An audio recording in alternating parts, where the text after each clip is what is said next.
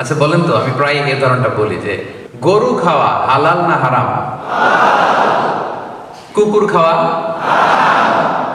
গরু বছরে বাচ্চা দেয় কয়টা? একটা। কুকুর দেয় কয়টা? 5টা 7টা।